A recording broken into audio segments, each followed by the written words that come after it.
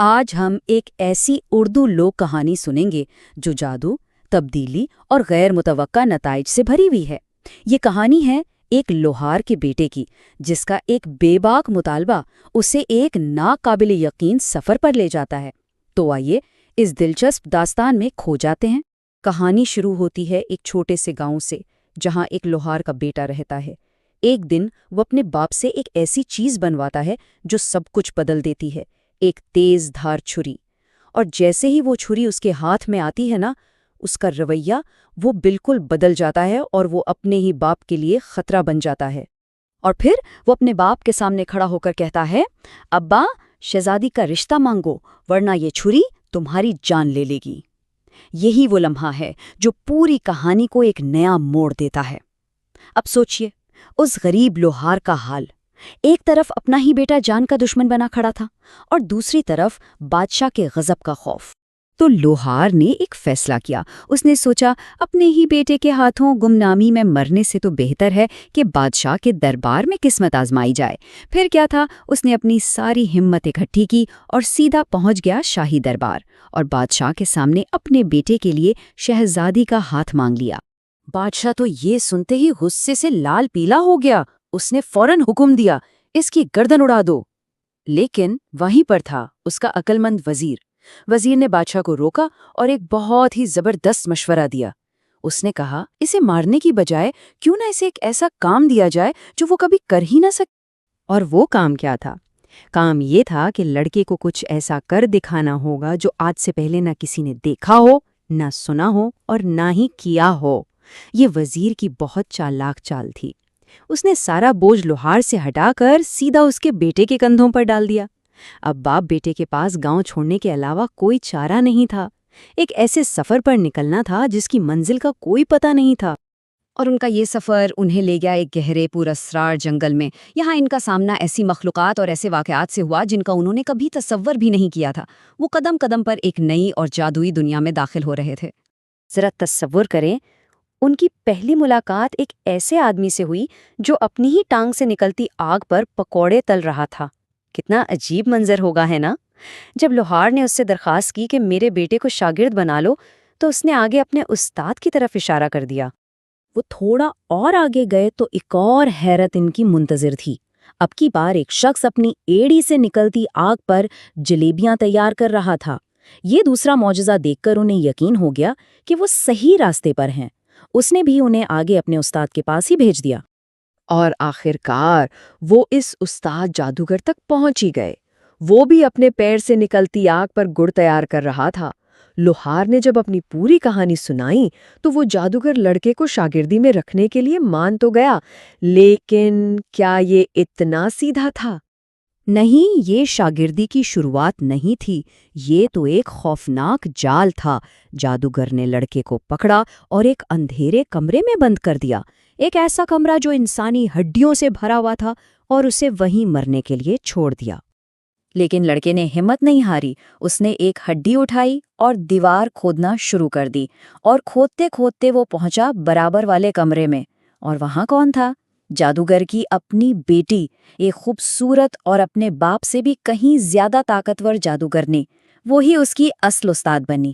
پھر پورے 2 سال، جی ہاں 2 سال تک وہ لڑکا دنیا سے چھپ کر جادوگر کی بیٹی سے جادو کے سارے فن سیکھتا رہا۔ ان 2 سالوں میں اس کی دیکھ بھال میں وہ ایک عام لڑکے سے ایک ماہر جادوگر بن چکا تھا۔ 2 سال بعد جب لوہار واپس آیا تو جادوگر کی بیٹی نے ان دونوں کے بھاگنے کا ایک بڑا زبردست منصوبہ بنایا۔ لیکن جانے سے پہلے اس نے لڑکے کو ایک بہت اہم بات سمجھائی، ایک ایسی وارننگ جس پر ان کی زندگی اور موت ٹکی ہوئی تھی۔ اس نے صاف صاف کہا، دیکھو، جو جادو میں نے تمہیں سکھایا ہے اسے راستے میں پیسے کمانے کے لیے ہرگز استعمال مت کرنا۔ اگر تم نے ایسا کیا تو میرا باپ تمہیں ڈھونڈ نکالے گا۔ یعنی لالچ سے بچنا تھا۔ یہ ایک ہی اصول تھا، لیکن بہت اہم۔ مگر افسوس، جیسے ہی وہ جنگل سے باہر نکلے، لڑکے کے دل میں لالچ آ ہی گیا۔ اس نے اپنی استانی کا وعدہ بھلا دیا، جادو کا استعمال کیا اور خود ایک طاقتور بیل بن گیا تاکہ اس کا باپ اسے بازار میں بیچ کر خوب پیسے کما سکے۔ پہلی بار تو وہ بچ گئے، لیکن اس آسانی نے اس کے لالچ کو اور بڑھا دیا۔ اگلی بار وہ ایک اونٹ بنا اور یہی اس کی سب سے بڑی غلطی تھی، کیونکہ اس بار خریدار کوئی اور نہیں بلکہ بھیس بدل کر خود وہ بوڑھا جادوگر آ گیا تھا۔ اس نے اونٹ کو خریدا اور نکیل کو مضبوطی سے پکڑ لیا۔ اب لڑکا پھنس چکا تھا، اور جیسے ہی لڑکا پکڑا گیا وہیں سے شروع ہوئی دو جادوگروں کے بیچ ایک زبردست جنگ۔ یہ کوئی عام لڑائی نہیں تھی، یہ شکلیں بدلنے کی، ایک دوسرے کو چکما دینے کی جنگ تھی جو گاؤں کے بازار سے شروع ہو کر بادشاہ کے محل تک جا پہنچی۔ مقابلہ بہت تیز تھا۔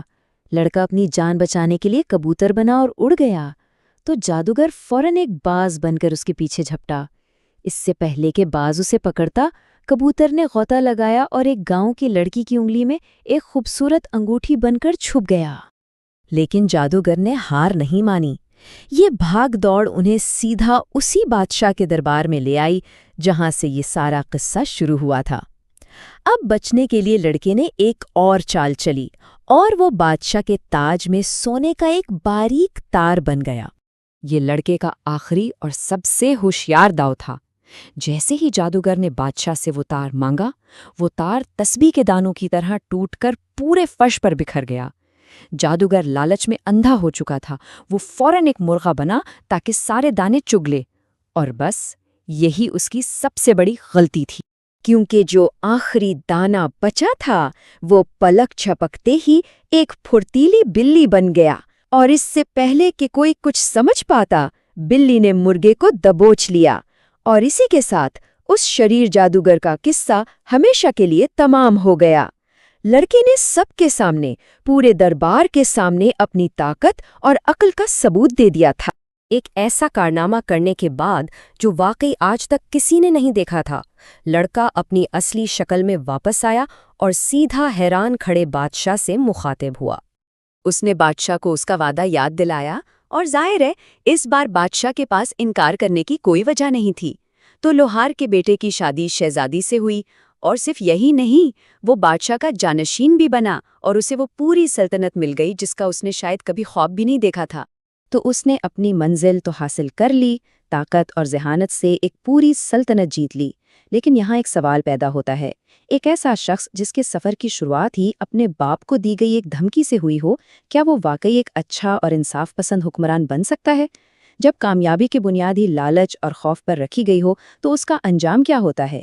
یہ سوچنے کی بات ہے۔ اس کہانی کو ہمارے ساتھ سننے کا بہت شکریہ۔ اگر آپ کو یہ داستان پسند آئی تو ہمارے گلوبل ٹیلز AI چینل کو ضرور سبسکرائب کریں۔ ہمیں آپ کے تعاون کی ضرورت ہے تاکہ ہم 1000 سبسکرائبرز تک پہنچ سکیں۔ اپنا بہت خیال رکھیے گا۔ خدا حافظ۔